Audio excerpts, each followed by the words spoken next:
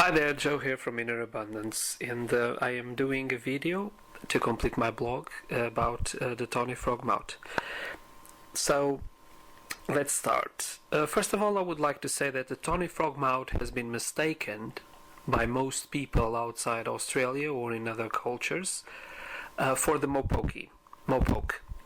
The mopoke is a complete different bird. The mopoke is the bark owl. But we'll get there in a minute.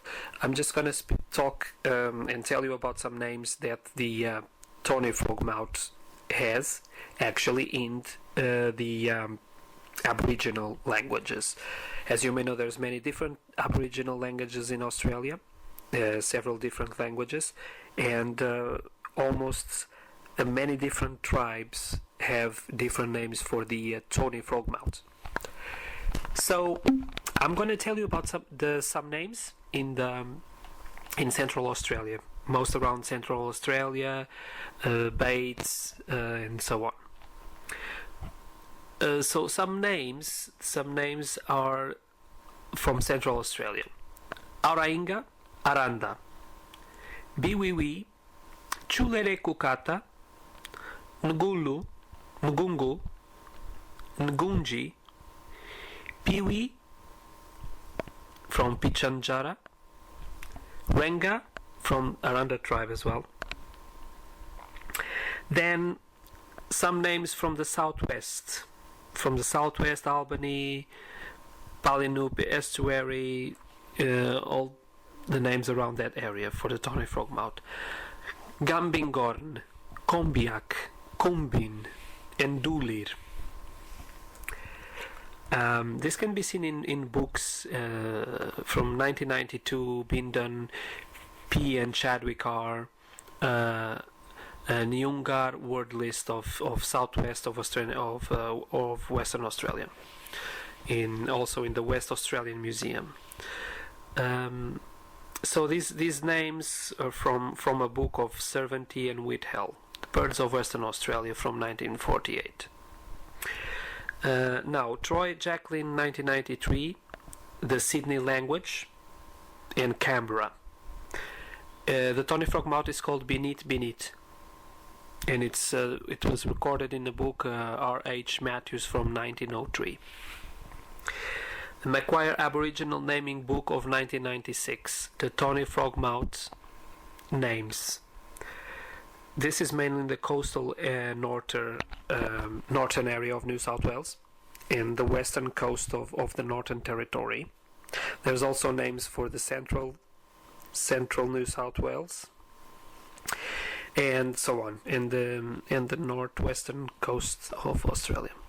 Gungun by the Bunjalung tribe, which is this is the closer tribe to us, because it's around this area where we live. Tweed Heads, Ballina Lismore, we are used to this tribe. So it's Gungun. Karkur in the Murin Pata tribe. Ngungung, again, Virajuri tribe.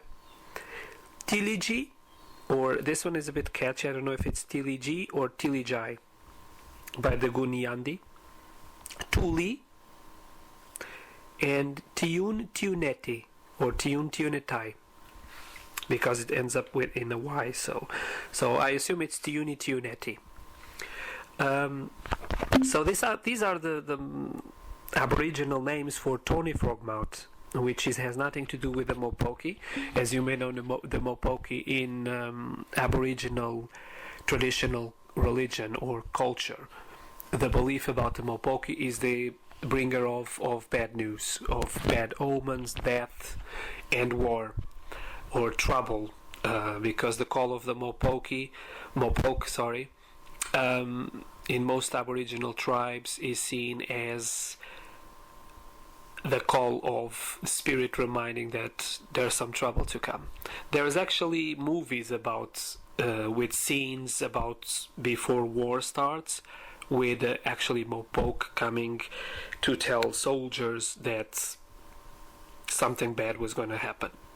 And actually one of the soldiers, which is resting under the tree, said I've been waiting for the mopoke to come, because I knew that is that about to happen. but now it's the confirmation. So it's quite amazing how all these omens with birds happen. But definitely the mopoke is a complete different totem animal with a complete different meaning from the Tawny Frogmouth, which has been mistaken for many people in Western culture, as in England or in the US, and it's not. The Tawny Frogmouth is a totem animal of good omens, good things to happen, blending with nature and spirit, blessings, the spirit watching over us. So the Tawny Frogmouth has obviously a different meaning from what's been told. So Tawny Frogmouth, when you see a Tawny Frogmouth and actually you make a noise or you get too close to one, it adopts a defensive behavior. And not like some birds that the defensive behavior is flying away and making loads of noise and trying to come at you or whatsoever and attack and whatsoever. The Tawny Frogmouth is not like that. The Tawny Frogmouth mimics a tree branch, a broken branch, and it's a strategy, it's camouflage. So the Tawny Frogmouth also teaches this lesson to people, to try to camouflage, be as less visible as possible, either at work, especially at work.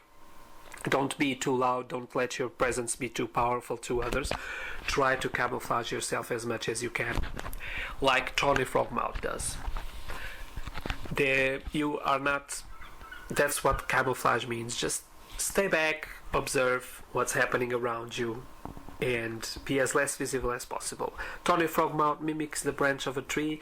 The plumage of the bird itself looks like the bark of the trees, and looks like it's completely in synchronicity with nature, which also reminds you that spirit is present. The Tawny Frogmouth is usually a nocturnal bird. It's very difficult to see. Unless you go in and try to find one in the fields during the night, you won't find one. Only when it reveals itself to you, lets itself be exposed, because it's a bird that's very difficult to find. And so if you come across with one, either in the porch of your house or in a tree, it reminds you that spirit is present.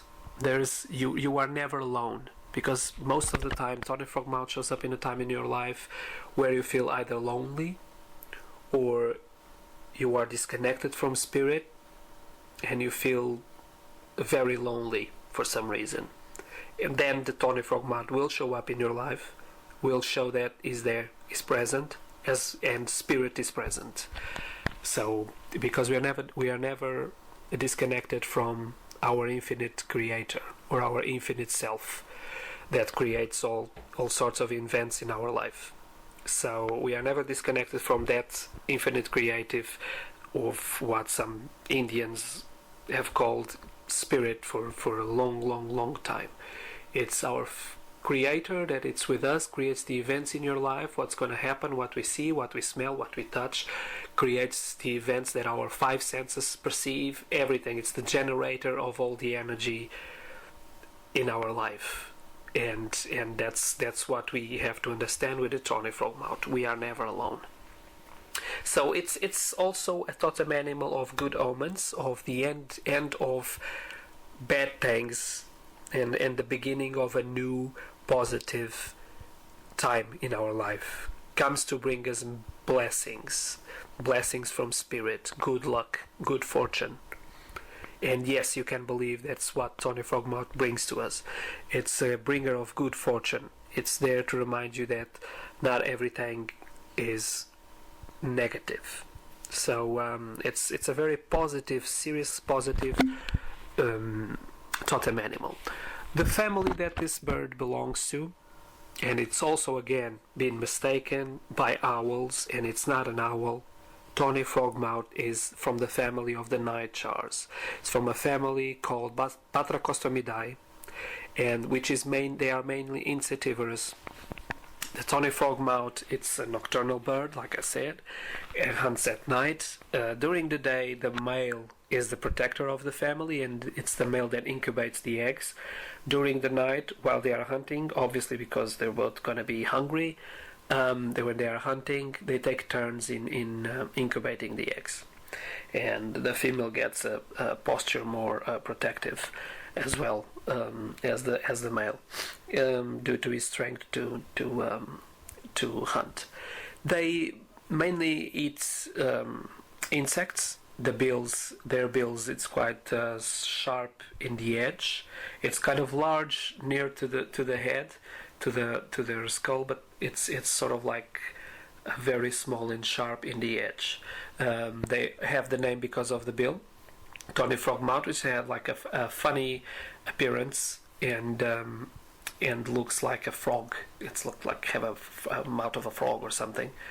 Also, they do this very low tuned sound with a very low frequency. They have a very, very low call, and they eat mostly insects, but obviously the name as well. And the Tawny Frogmouth have been seen eating frogs, obviously. They actually go after the noise of the frogs, and they capture them. They hit with the frogs in the tree branches or stones or whatsoever. They're very clever birds when they hunt prey. They hit with the prey also in branches of trees and stones to kill them. And they were seen and photographed, obviously eating frogs. And they also eat small snakes, very, very small snakes, and other insects like that, snails, and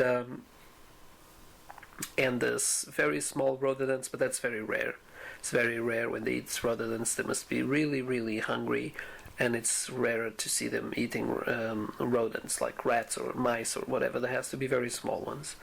So that's their diet, and they are not owls. Although most people call them Tawny Frogmouth owl, it's not an owl. It has nothing to do with an owl. It actually looks more like a kookaburra than an owl because of the bill. The bill is quite large, and because of the being part of the nightjars family, and they are closer to kingfishers, so they look like a mixture of an owl with a kingfisher, and an owl or a kookaburra, but they are a different species. So that's it. That's about the Tawny Frogmouth. It's all about blessings, good luck, good fortune. Spirit is watching. Remember to stay calm, stay quiet, camouflage yourself, don't expose yourself too much, and just stay in the back, blend with the nature.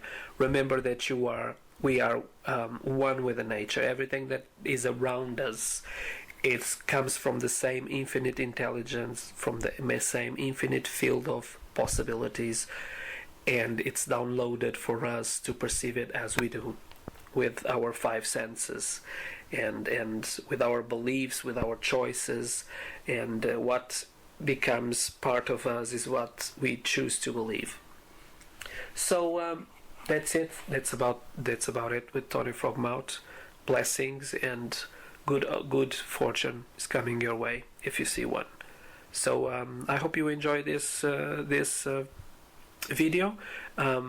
Please subscribe, like us, connect with us in our website, and go to innerabundance.net and subscribe to our newsletter. Stay in touch. As we know, we do tarot readings and so on. Thank you very much for listening to this video. Goodbye.